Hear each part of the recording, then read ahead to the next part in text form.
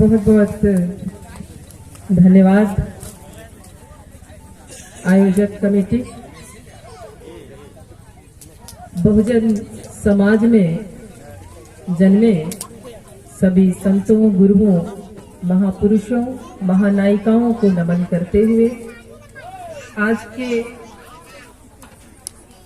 संत शिरोमणि रैदास जयंती के अवसर पर मंचस्थ आयुष्मान गोरेलाल कनौजिया जी, आयुष्मान सुरेंद्र चौधरी जी, आयुष्मान अशोक सोनवानी जी, आयुष्मान अशोक कनौजिया जी, आयुष्मती चंदा कुर्रे जी, आयुष्मती नीला सोनवानी जी, आयुष्मती बेबी सोनवानी जी, आयुष्मती महिमा चौधरी जी, आयुष्मान लखनलाल चौधरी जी, आयुष्मान सम्मेलाल सूर्यवंशी जी, आयुष्मान देवशरण रवि जी, आयुष्मान एडवोकेट एल.आर. रवि जी और समस्त मंचस्थ अतिथिगण और इस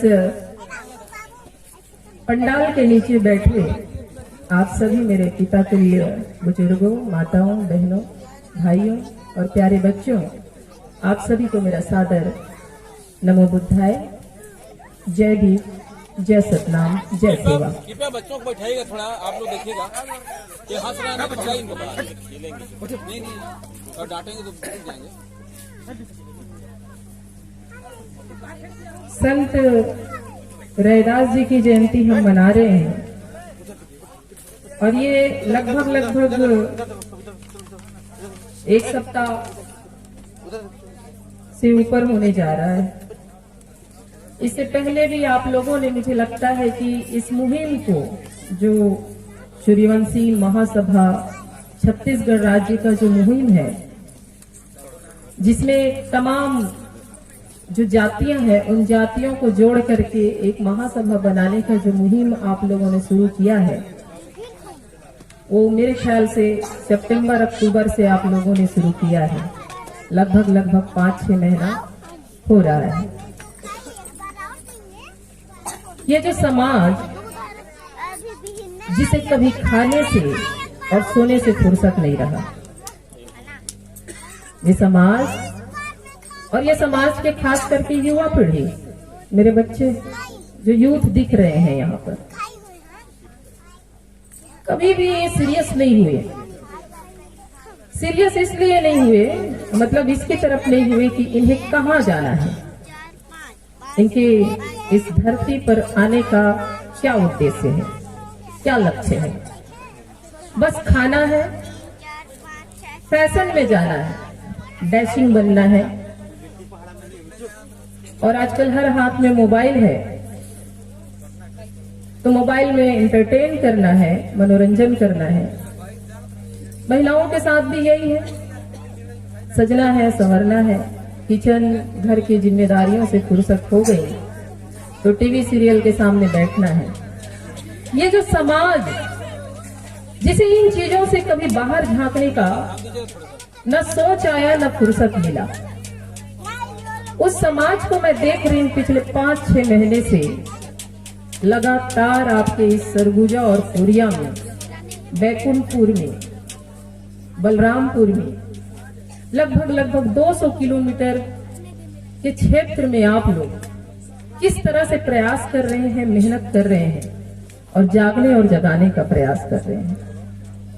अच्छा लग रहा है, देर से लेकिन दुरुस्त सही दिशा में हम जा रहे हैं, हम चल रहे हैं। ये देख के बहुत अच्छा लग रहा है।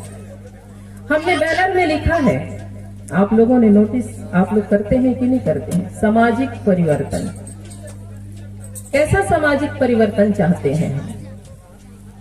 क्या हम अपने वर्तमान स्थिति से खुश नहीं हैं?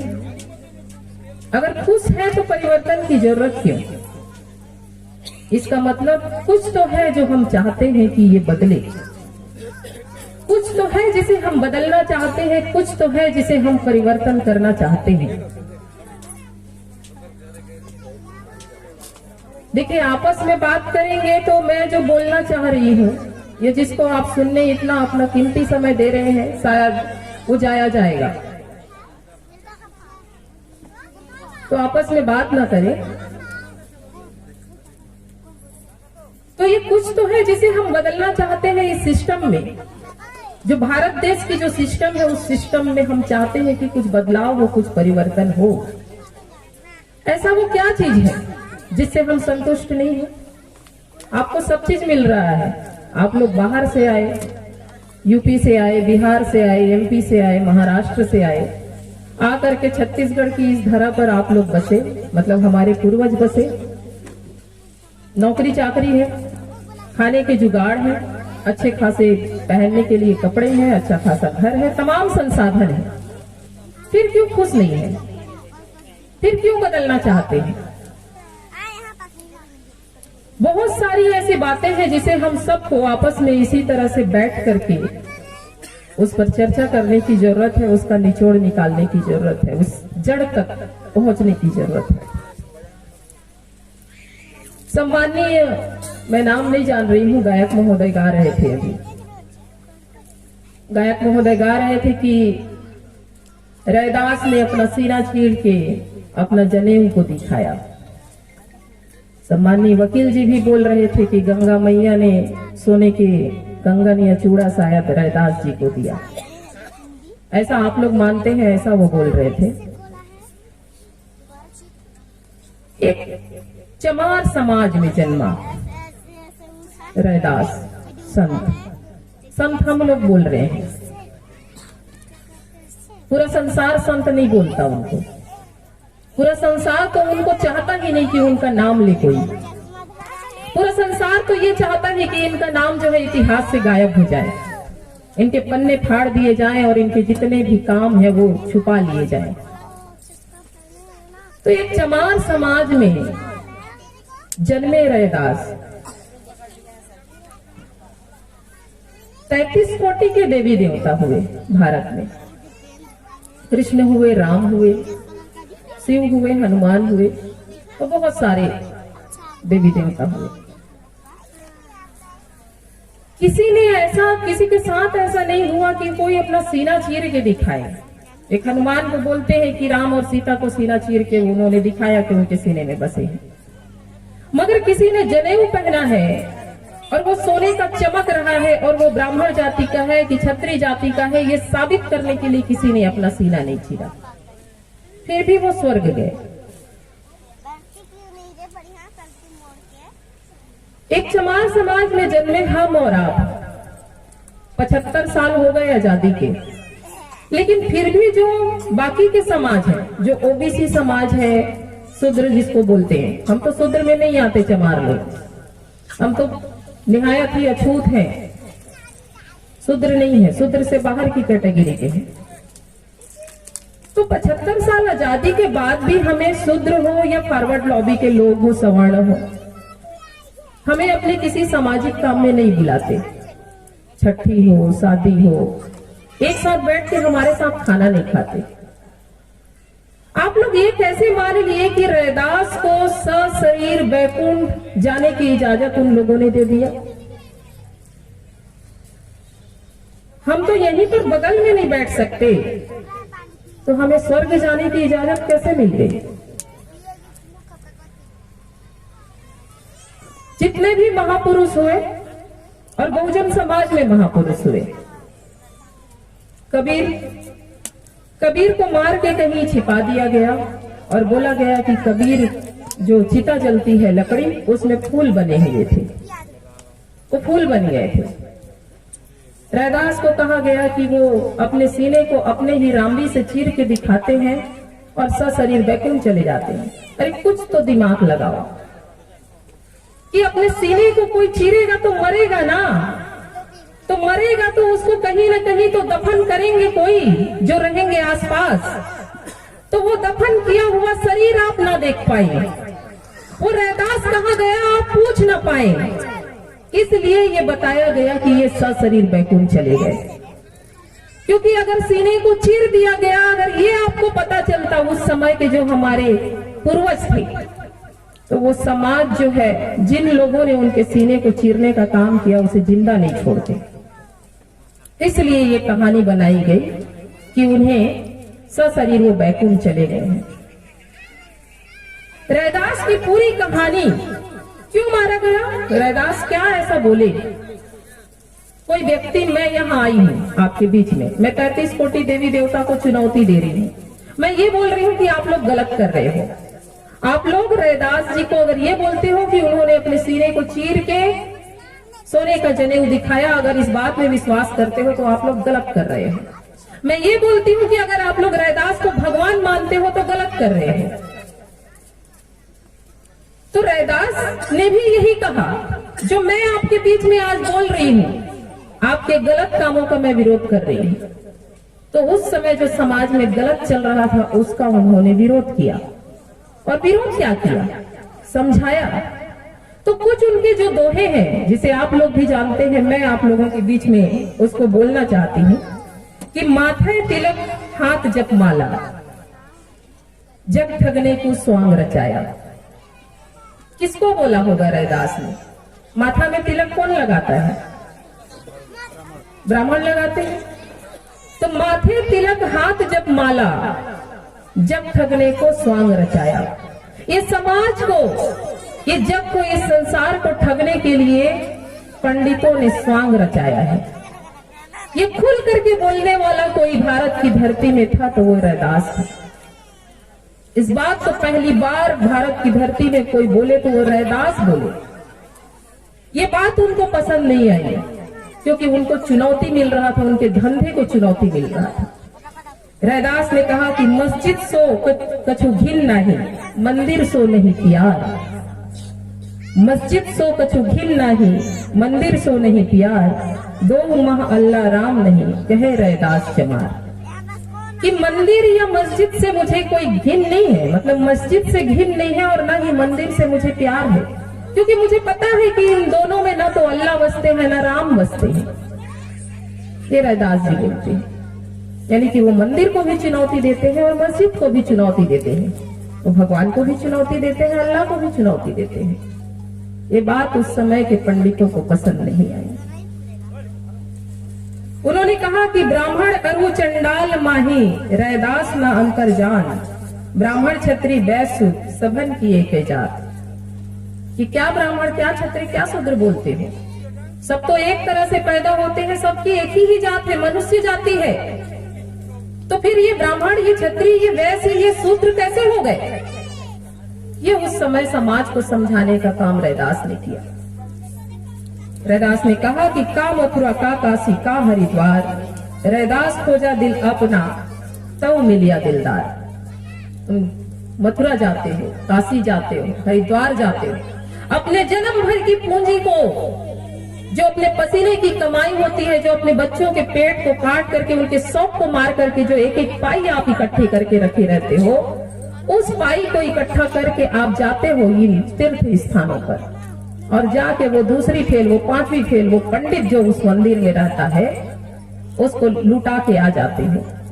लेकिन अपने दिल में नहीं खोजते, अपने विचारों में नहीं खोजते। ये नहीं सोचते कि जो तुमको चमार करके गाली देता है उसी को तुम वहां दान देके पालने का काम करके आते हो। तो कुछ तो अपने मन में विचार करो। जो तुम्हारी जाति से नफरत करता है, जो तुम्हारी जाति से घृणा करता है, जो तुम्हारे हक अधिकार से नफरत करता है कि तुमको हक अधिकार ना मिले, तुमको जीने के साधन ना मिले, खाने के लाले पड़ जाए, उसी को तुम मंदिर में जाके पालने का काम करते हो। तो का काशी, का मथुरा, का हरिद्वार, अपने दिल में खोजो। ये तो यहाँ तक कहते हैं कि मेरे जो राम है वो दशरथ के पुत्र नहीं है, मेरा जो राम है वो ये प्रकृति है, ये हवा है, ये पानी है। लेकिन हम लोगों को समझ में नहीं आया।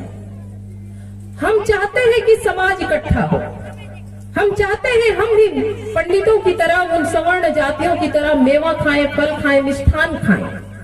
हम भी चाहते हैं 4 व्हीलर गाड़ियों में घूमें, महलों में रहें, हमारे बच्चे भी तमाम साधन संसाधन से लबरेज हो।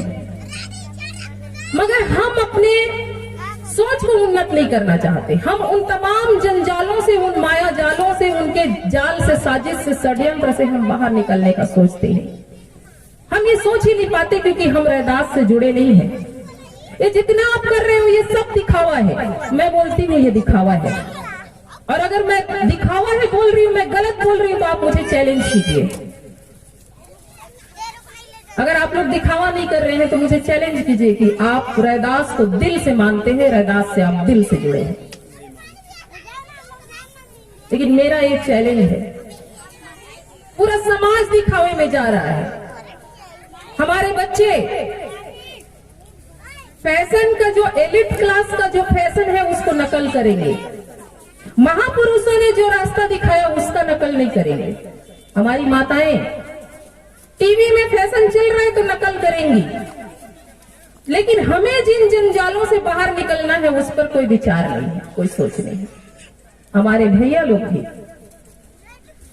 कभी तो अपने घर की महिलाओं को बराबरी का दर्जा उस तरह से दें जिस तरह से रैदास ने दिया, जिस तरह से कबीर ने दिया, जिस तरह से गुरु घासीदास ने दिया। नहीं चाहते। कहीं भी सामाजिक कुछ कार्य होगा तो अकेले जाएंगे, घर की महिलाओं को प्रोत्साहित नहीं करते। और आप तमाम तरह की सुविधाओं का सोचती हैं।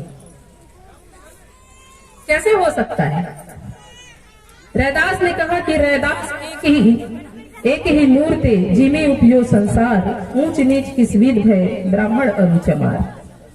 कि संसार का तो जो उपजना है, जैसा वो जीवन पैदा होता है संसार में, वो एक ही तरह से होता है। तो तुम किस विधि से, किस नीति, किस नियम से ब्राह्मण और चमार बोलते हो? अब जिस समाज में कोई आपके बीच में नवधा रामायण लगा रहा है, कोई अखंड रामायण का पाठ करा रहा है, और क्या क्या कराते हैं, भागवत कथा वगैरह भी कराते हैं, और यही समाज को वो ये बोल रहा है कि हम जो है भगवान के भेजे हुए दूत हैं और हम तुमको भगवान के साथ जोड़ने का काम करते हैं, तुम्हारे लिए स्वर्ग के द्वार को खोलने का काम करते हैं। अरे जो तुम्हारे हक अधिकार के लिए यहाँ तुमसे लड़ रहा है, तुमको हक अधिकार नहीं देना चाहता, वो तुम्हें स्वर्ग भेजना के लिए वो कितना लालायित है। तो जिसको, जो तुमको स्वर्ग भेज सकता है, वो खुद मर के स्वर्ग क्यों नहीं जाता? वो खुद मर के स्वर्ग क्यों नहीं जाता? पहले स्वर्ग में अगर 72 हूरे हैं, अप्सरा है, रंभा है, मेनका है, उर्वशी है, तो खुद क्यों नहीं जाता? हम कभी सोचते हैं? हम कुछ नहीं सोचते। रैदास जी से आप जुड़िए, रैदास जी के उस पीड़ा को आप समझिए कि जिस समाज से मैं आज पीड़ित हूं, मैं आज पीड़ित हूं, आप सबके इस तमाम जो आप लोग कर रहे हैं उन सबको देख के मुझे भी पीड़ा होती है। क्योंकि तमाम संसाधन को हम जहां लगाना चाहिए वहां नहीं लगा के, हम जैसे हम यहाँ पर सुबह का हमारा प्रोग्राम है, अभी टाइम देखिए कितना हो रहा है, और हम इस सारे कार्यक्रमों को हम किस तरह से समाज को सही दिशा में इसकी उपयोगिता बनाए, इस और ना सोच के वही पुरानी जो ढर रहा है, स्वागत करना है, माला पहनाना है, ये सब करना है, हम इसमें ही बहुत सारा समय निकाल देते हैं। मुझे लगता है मैं तो माला पहनने के लायक अभी कुछ की ही नहीं। मैं इस माले के एक फूल के बराबर भी मैंने अभी तक अपने जीवन में कुछ नहीं किया। मैं भी आप ही की तरह हूं, लेकिन हम ये तमाम उसमें जाते हैं। लेकिन इन कार्यक्रमों के लिए एक एक व्यक्ति को यहाँ तक लेके आना, उनके घर से जोड़ के रखना, आप ये समझिए कि यही आपका कार्यक्रम है, जो आपका नवधा रामायण है, जो आपका भागवत कथा है और अखंड रामायण है। और यही करेंगे जिससे आपका समाज जो है खड़ा होगा। ये जब तक नहीं करेंगे आपका समाज खड़ा होने वाला नहीं है। तमाम लोग उनके जो आज वर्चस्व पे हैं, जो आपके सिर पे बैठे हुए हैं, जिनके 99% लोग तमाम शासकीय प्रशासकीय नौकरी में और मंत्रालय में बैठे हुए हैं, बिजनेस में बैठे हुए हैं, और जिनके 80% लोगों के कब्जे में ये हमारे भारत देश का जमीन है, वो सब यही कर रहे हैं। पूरे समाज को नवधा रामायण, भागवत कथा और अखंड रामायण का पाठ करा करा के उन लोगों को समझाने का काम कर, यही तुम्हारी मुक्ति का द्वार है। रैदास ने भी यही किया, लोगों को समझाने के लिए तमाम दोहे, जितना मैंने पढ़ा, इन दोहों को जा जाके लोगों को समझाते थे। ऐसे ही लोगों को इकट्ठे करके समझाने का काम करते थे। तो यही आपके मुक्ति का द्वार है। जितना कार्यक्रम ऐसे करेंगे, जितना आप महापुरुषों के संघर्षों से जुड़ेंगे, जितना आप उनसे दिल से जुड़ेंगे, तभी आपको मुक्ति का द्वार संभव है। इस देश में जितने भी महापुरुष हुए, राजा बृहदत्त से लेकर के जितने भी इधर महापुरुष हुए उन सबको मारा गया। मारा क्यों गया, कभी सोचा हमने? क्योंकि उन लोगों ने हमारे हक अधिकार के लिए लड़ा। हमें तो कपड़े पहनने का अधिकार नहीं था, हमें छतरी रखने का भी अधिकार नहीं था सिर पे, हमें नदी नाले का भी पानी पीने का अधिकार नहीं था। आपको पता होना चाहिए कि जिस समय अंग्रेज यहाँ पर थे, अंग्रेज के रहने के समय में भी जब हमारे लोग कपड़ा खरीदने जाते थे तो आज जैसे ये साड़ी के किनारे में आप देख रहे हैं बॉर्डर, धरी बॉर्डर उसको बोलते हैं, और पता नहीं क्या क्या बोलते हैं जो भी, और धोती, धोती होता है, धोती के किनारे में जो होता है। तो आप जब कपड़ा खरीदने जाते तो उस बॉर्डर को फाड़ के, उस धोती के किनारे को फाड़ के आपको दिया जाता था, ताकि दूर से आप समझ में आए कि ये चमार है, दूर से समझ में आए कि ये इस जाति का है। और उनकी महिलाओं को इस तरह से साड़ी पहनने का, कपड़े पहनने का अधिकार था। सोने और चांदी तो भूल ही जाइए आप। तो बाबा साहब ने महिलाओं के लिए भी कहा कि तुम ये कांच का जो चीज है, ये टूटा फूटा जो चीज है, इसको क्यों पहनते हो? हमारी महिलाएं वैसे ही पहनती थी उस समय, क्योंकि सोना चांदी हमारी महिलाओं के पहुंच में नहीं था, कपड़े का पहुंच नहीं था, कपड़े नहीं पहन सकते थे, तो सोना चांदी तो दूर की बात है। उस जगह से, वहां से जब हम लोग यहाँ तक पहुंचे हैं आज, कि मैं यहाँ पर आपके बीच में आई हूं और चीफ गेस्ट के तौर पे आई हूं, एक महिला जो तो पैर की जूती है, एक महिला नरक की द्वार है। मैं तो सबको नरक भेजने की, मतलब सारा श्रेय तो मुझे ही है, महिला को, और वो आपके बीच में आज अतिथि बन के बैठी है। क्यों? राम ने सीता को सम्मान नहीं दिला पाया, अग्नि परीक्षा लिया, आग में सीता की अग्नि परीक्षा लिया कि इतने दिन तक तुम मेरे से दूर थे, तो क्या पता कि तुम किसी पर पुरुष के साथ नहीं रही होगी, तो तुम अग्नि परीक्षा दो, तभी तो मैं तुमको अपनाऊंगा। तो राम ने अग्नि परीक्षा क्यों नहीं दिया? क्या पता कि इतने समय तक सीता से दूर रहा, तो वो भी तो किसी पर स्त्री के संपर्क में आया होगा। सबरी के जूठे बेर खाए,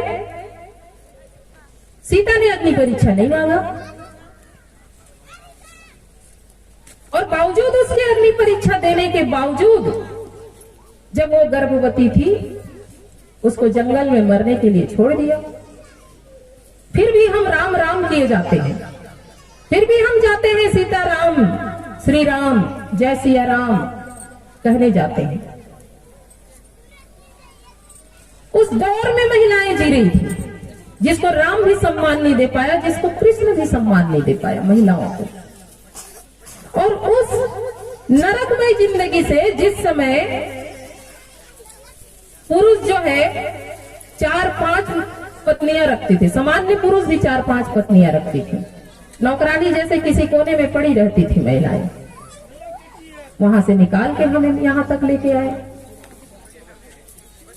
और जब यहां तक लेके आए तो कुछ तो ये महापुरुष अलग किए होंगे, कुछ तो उस व्यवस्था को परिवर्तन करने का काम किए होंगे। जो चल रहा था, जो गलत था, जो गैर बराबरी में था, जो असमानता में था, जो सही नहीं था, जो न्याय नहीं था, जो अन्याय था, अत्याचार था, उसको बदलने का काम किए होंगे। तब तो हम यहाँ पर आए। तब तो आज एक पत्नी के रहते हुए दूसरी पत्नी नहीं रख सकते। तब तो आज कोई हमें चमार करके गाली नहीं दे सकते। तब तो आज कहीं पर अगर 100 पोस्ट है तो उसमें 15 पोस्टिंग चमारों का भी होगा, और होना ही है। ऐसा नहीं होगा तो गुनाह हो जाएगा, अपराध हो जाएगा। तो कुछ तो किए होंगे महापुरुषों ने, ऐसे ही तो नहीं मिला ये सब कुछ। तो जितने भी महापुरुष हुए, कबीर ने संगत प्रथा लगाया, आग जलाया, आग का अलाव लेने लोगों को इकट्ठा करके 10-10, 5-5 लोगों को इकट्ठा करके उनको समझाने का काम किया कि जात न पूछो साधु की, पूछ लीजिए ज्ञान। और जब लोगों को इकट्ठा करने का काम किया, समझाने का काम किया, ये बात लोगों को रास नहीं आई, सवर्णों को रास नहीं आई, पंडितों को, ठाकुरों को, बनियाओं को रास नहीं आई। जिन जिन महापुरुषों ने समाज को इकट्ठा करने का काम किया, जोड़ने का काम किया, एक करने का काम किया, उनमें भाईचारा पैदा करने का काम किया, उन महापुरुषों को तब मार दिया गया, तब उनकी हत्या की गई। कबीर को भी मार दिया गया। रैदास भी समझा रहे थे, जो बात मैंने अभी दोहे के तौर पर यहाँ पर कहा, यही बात घूम घूम के समझा रहे थे। तो रैदास ने जो कहा, जस्ट उसको रामचरितमानस में उसका खंडन करने के लिए तुलसीदास ने कहा। रैदास ने कहा कि पूजिए चरण चंडाल के, अगर वो ज्ञानी है तो, और इसी बात को विप्र पूजिए, अगर गुणहीन है तो भी विप्र पूजिए, ये बात तो तुलसीदास लिखते हैं खंडन के लिए। तो ऐसा संत हमारे बीच में, ऐसा क्रांतिकारी संत जो पूरे समाज को बदलने का मादा रखता है, और जो पूरे भारत में आप रैदास को मानने वाले लोग पाएंगे। तो यूं ही तो नहीं मान रहे होंगे आप। अगर 100-150 साल पहले भी अपने दादा के दादा का नाम आपको नहीं पता होगा, लेकिन अभी सम्माननीय ने बताया कि 646वीं जयंती हम मना रहे हैं। कैसे जान रहे हैं हम रैदास को?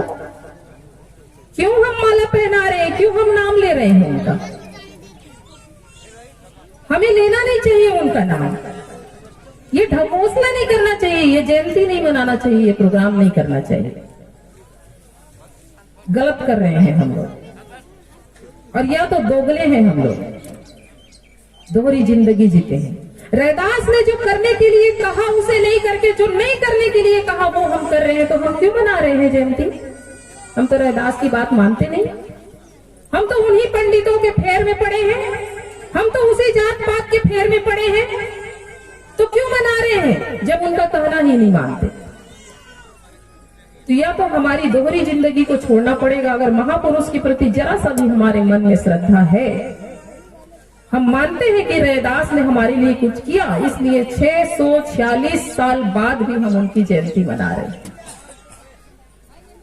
तो रैदास जी जब समाज को इकट्ठा करने का काम किए, और ये देखा कि एक राजपुतानी जो महल की महारानी है, मीरा देवी, वो मीरा जो है रैदास की शिष्या बनने आ जाती है महल को छोड़ के। लाख समझाया, मत जा, महारानी है, राजपुतानी है, और वो कहा चमार, वो तेरा गुरु कैसे हो सकता है, मत जा। मीरा नहीं मानी। मीरा रैदास के उस भाईचारा के, उस न्याय के आंदोलन में, उस सामाजिक, संपूर्ण सामाजिकता का जो आंदोलन है, जो जात पात से बाहर निकालने का जो आंदोलन है, उस आंदोलन में रच बस गई और शिष्या हो गई। ये बात लोगों को बर्दाश्त नहीं हुई कि कम से कम रैदास अभी तक तो अपने समाज को समझा रहा था। अभी तक रैदास तो ये बोल रहा था कि जाति पाति कुछ नहीं होता है, कि ब्राह्मण और चमार जो है एक ही विधि से पैदा हुए हैं, एक ही तरह से इस दुनिया में आए हैं। लेकिन अब तो हद हो गई, अब तो एक राजपुतानी महल को छोड़ के एक चमार का जो है शिष्या हो गई। तो हमारा मान सम्मान का क्या होगा? हमारी तो नाक कट गई।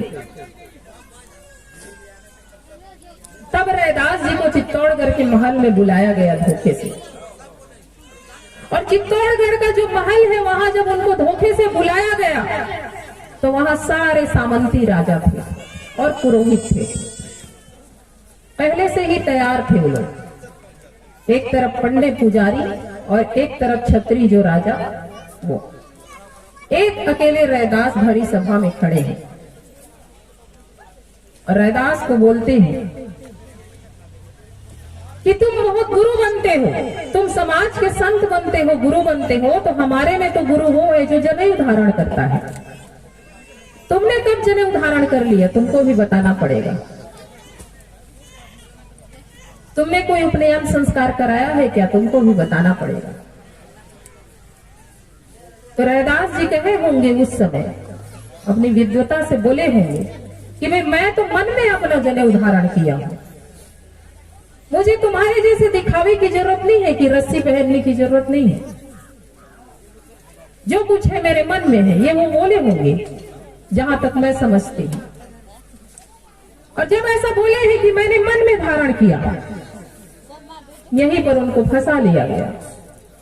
और यहीं पर वो जो वहां पर राजा हुआ करते थे, जो पुरोहित हुआ करते थे, उन्होंने कहा होगा कि चलो तुम अपने मन को चीर के दिखाओ, चलो तुम अपने सीने को चीर के दिखाओ, कौन सा तुम जनेऊ पहने हो। उस पीड़ा को समझ सकते हैं आप, महसूस कर सकते हैं।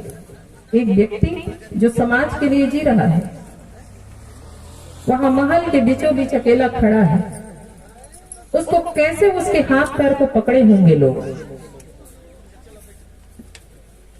तो पीड़ा को आप लोग समझिए, थोड़ा प्रयास कीजिए कि कैसा बीता होगा, कितने लोग उनके हाथ पैर को पकड़े होंगे, कैसे एक जीवित व्यक्ति को हथियार से उसके सीने को कैसे काटा गया होगा खड़े खड़े। ये जश्न मनाने का समय नहीं है और ये जश्न मनाने का विषय भी नहीं है, ये बदला लेने का विषय है।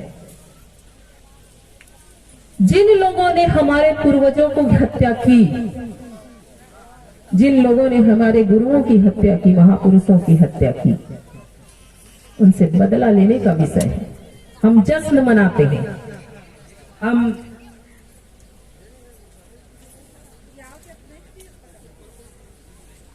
कैसे इकट्ठा होगा समाज। किसी ने हमारे पूर्वज को खड़े खड़े जिंदा काटने का काम किया है, हम जान रहे हैं, लेकिन पीड़ा नहीं है हमारे अंदर। कैसे बदलेंगे? आपकी इसी अज्ञानता की वजह से आज तक हम इसी तरह से जी रहे हैं। इसी अज्ञानता की वजह से हम शासन सत्ता से दूर हैं। रैदास ने कहा ना कि ऐसा चाहूं राज में जहां मिले सबे को अन्न। राजपाट चाहने की बात कही ना, तो आप लोग के बिना राजपाट आएगा कैसे? तो बिना राजपाट के लिए सोच तैयार नहीं करेंगे तो राजपाट आएगा कैसे? क्योंकि राजपाट आप चाहते नहीं, क्योंकि गुलामी में जीने की आदत रह गई है, क्योंकि केवल जानवर जैसे खाना है और सोना है, बस यही जीवन है हमारी। राजपाट आएगा कैसे? तो गुरु ने जो रास्ता दिखाया कि ऐसा चाहूं राज में मिले सबे को अन्न, छोट बड़े सब सम बसे रैदास रहे प्रसन्न। कौन पूरा करेगा उसको? वो राजपाट अपने हाथ में आए, हमारे बच्चों के हाथ में आए, ये जो युवा पीढ़ी तैयार हो रहा है इनके हाथ में आए, इसको कौन पूरा करेगा? कोई दूसरा आएगा, कोई पड़ोसी आएगा, ले बेटा ये ले राजपाट आ, तू विधायक बन जा, तू मंत्री बन जा, तू संसद बन जा और हमारे ऊपर राज कर, ये बोलेगा। तो उसके लिए तो तैयार होना पड़ेगा ना। तो बिकेंगे तो तैयार होंगे, 500 रुपया में वोट बेचेंगे तो तैयार होंगे, एक साड़ी में वोट बेचेंगे तो तैयार होंगे। वोट न तो चला देवो का देवे तेला बता। ये दे, अभी चुनाव आएगा अभी 2023 में, वो आपका दे थे तय कब देवे तेला बता। ये नहीं कि तुम लोगों ने आज तक हमारे ऊपर शासन किया है, राजपाट किया है, तो अब हमारा कोई अपना खून होगा, अब हमारा कोई अपना बेटा होगा, अपना भाई होगा, हम उसके हाथ में राजपाट देंगे। दुनिया इधर की उधर हो जाए, तेरे 500 तेरे 1000 तेरे 100 रुपये के चक्कर में हम नहीं आएंगे। ये प्रामाणिकता कब आएगी?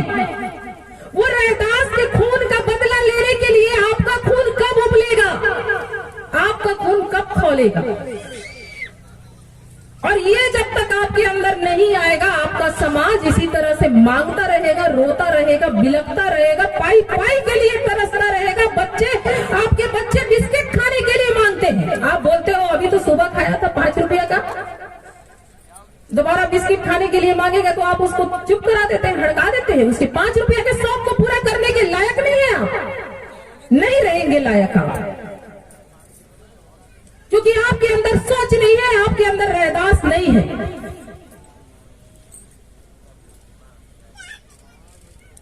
5 रुपये का शौक, 10 रुपये का शौक, एक अच्छा कपड़ा खरीदने का शौक, कुछ नहीं पूरा कर सकते हम अपने बच्चों का।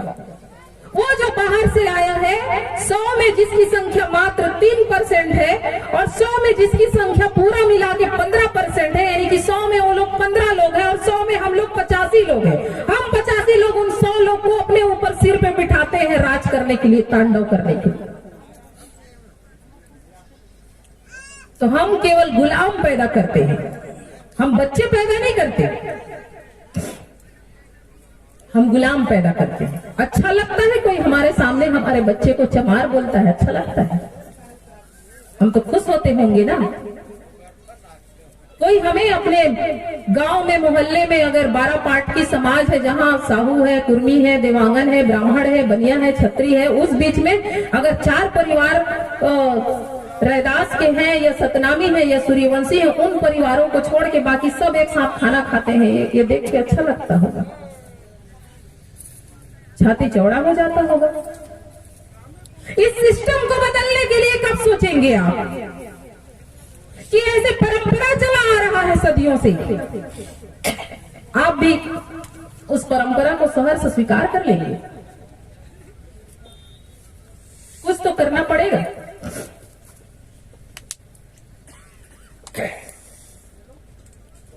तो ये सिस्टम में हम खुश हैं।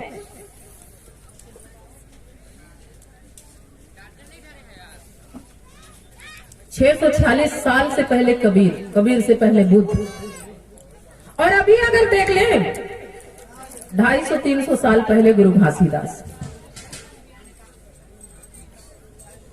तो रैदास की खड़े खड़े हत्या कर दी गई। गुरु घासीदास जी ने यही समझाया। गुरु घासीदास जी तो संघर्ष किए, पहले लड़ाई किए, आर पार की लड़ाई, अपने लोगों को डरपोक नहीं बनाए। बोले कि कोई अगर सतनामी किसी दूसरे जाति के लोगों से मार खा के आएगा तो उस सतनामी को सतनामी जाति से बहिष्कृत करो, मार खा के नहीं आना है। ये शिक्षा दी है गुरु घासीदास। और यही वजह है कि सतनामी आपको लड़ंका दिखता होगा, आज वो लड़ाकू दिखता होगा कहीं भी, दूसरे समाज की अपेक्षा ज्यादा। तो रैदास ने ये सिखाया, गुरु घासीदास ने ये सिखाया।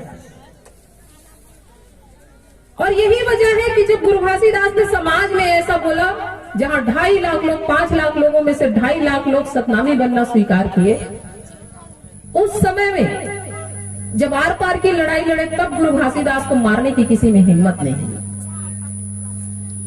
लेकिन जैसे ही गुरु घासीदास ने समाज को इकट्ठा करने का काम किया, जैसे ही समन्वय बिठाने का काम किया, भाईचारा बिठाने का काम किया, एकजुट करने का काम किया, गुरु घासीदास की भी हत्या कर दी। गुरु घासीदास को भी मार दिया गया कि ऐसे में तो समाज इकट्ठा हो जाएगा, एकजुट हो जाएगा, तो हमारे हाथ से हमारा राजपाट चला जाएगा। और गुरु घासीदास के लिए भी वही बात कहा गया जो रैदास के लिए कहा गया, कि रैदास को बोले कि सशरीर बैकुंठ चले गए, और गुरु घासीदास के लिए कहा गया कि सद्धाम चले गए, उच्छिन्न हो गए। मतलब अपने आप उसको क्या बोलते हैं, अदृश्य हो जाते हैं, जो ये हो गए। उसी 1756 में पैदा हुए गुरु घासीदास, वो सशरीर उच्छिन्न हो जाते हैं, गायब हो जाते हैं। और उसी 1757 में भारत पर पूरे अंग्रेज कब्जा कर लेते हैं।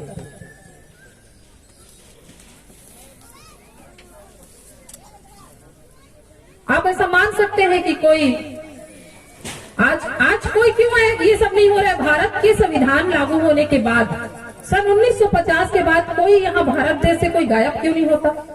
कोई सशरीर क्यों बैकुंठ नहीं जा रहा है? कोई उच्छिन्न क्यों नहीं हो रहा है? तो गुरु घासीदास गया, उनके साथ क्या से क्या जाति की गई, उसका क्या?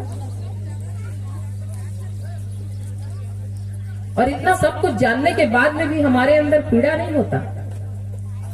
इतना सब कुछ जानने समझने के बाद में भी हम लोग हंस कैसे सकते हैं, चैन से रह कैसे सकते हैं, सुकून से कैसे रह सकते हैं? मुझे तो ये समझ में नहीं आता। इस समाज में जी रहे हैं आप लोग, बिना मान सम्मान के जी रहे हैं आप लोग, भुलावे में हैं कि आप मुझे माला पहना दिए तो मेरा सम्मान हो गया। नहीं, ये मेरा सम्मान नहीं है।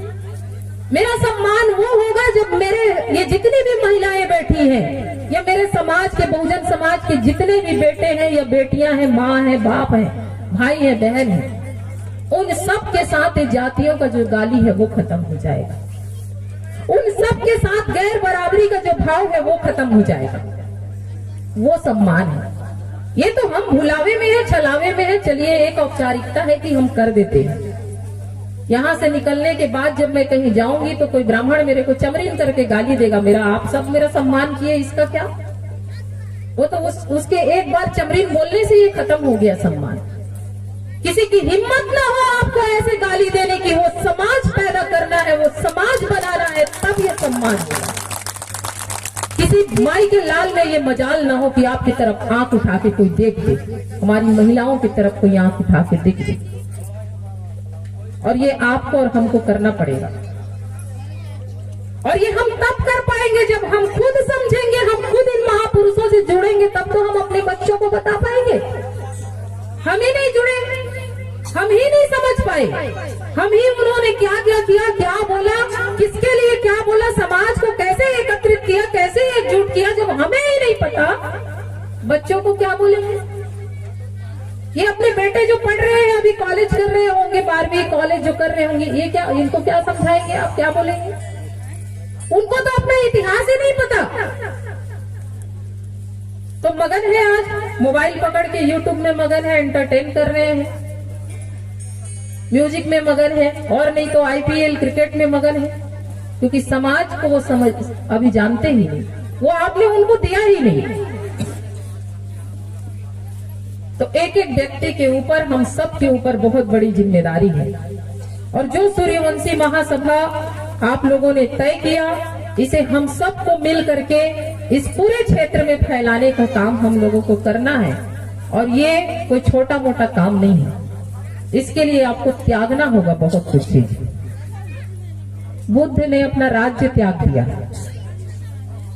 राज्य त्यागा ना, मारकाट नहीं चाहते थे। शाक्य वंश और कोली वंश में झगड़ा हो, वो नहीं चाहते थे। अगर युद्ध होता तो दोनों पक्ष के लोग मारे जाते, वो नहीं चाहते थे। तो अपने बच्चे को, बीवी को, परिवार को, महल को, राज्य को छोड़ दिया। बुद्ध के बाद सम्राट अशोक ने युद्ध छोड़ दिया कि कैसे शांति स्थापित हो, कैसे मेरे राज्य के लोग खुशहाल हो, तो मुझे युद्ध छोड़ना पड़ेगा। युद्ध छोड़ दिया। अशोक के बाद में महात्मा फूले ने अपना घर छोड़ दिया। जब वो पढ़ने लगे और उनकी मिसेस माता सावित्री बाई फूले को जब पढ़ाने लगे, तो उनको उनका घर छोड़ना पड़ा। उनके पिताजी गोविंदराव फूले ने उनको घर से निकाल दिया कि हमारे समाज में महिलाओं को पढ़ना लिखना नहीं है और ये तुम नीच काम कर रहे हो, तो घर से निकाल दिया। उन्होंने अपना घर छोड़ दिया। हमारे और आपके लिए शिक्षा का द्वार खोलने के लिए घर छोड़ा ना, कि अकेले पढ़ लिख के कुछ बन गए हो, कुछ बने क्या, अपने लिए कुछ किए क्या? पढ़ लिख के पढ़ाने का ही तो काम किए। उन्होंने घर छोड़ दिया, तब भी बात नहीं बनी। तो बाबा साहब डॉक्टर भीमराव अंबेडकर ने धर्म छोड़ दिया। कुछ भी कर लो, इस धर्म में कुछ होना नहीं है। कुछ भी कर लो, यहाँ पर जात पात, छुआछूत, ऊंच नीच का भावना खत्म होना नहीं है। धर्म छोड़ दिया।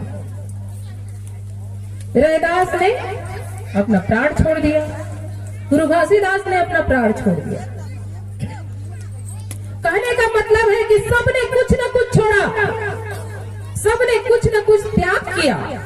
तो आपके इस क्षेत्र में आपका समाज इकट्ठा होगा तो आपको भी तो कुछ न कुछ त्याग करना पड़ेगा ना। आप भी कुछ न कुछ छोड़ेंगे तभी आपका समाज एकजुट होगा। तो क्या छोड़ेंगे? अपना समय छोड़ेंगे समाज के लिए, समय देंगे ना समाज को, अपना समय छोड़ेंगे। इतना बड़ा कार्यक्रम करा रहे हैं, साउंड सिस्टम लगाए हैं, पंडाल लगाए हैं, कुछ पैसा लगा होगा तो अपना पैसा छोड़ेंगे चंदा के रूप में, तभी तो ये कार्यक्रम होगा। किसी एक के जेब से तो होगा नहीं। और ये सतत होना चाहिए।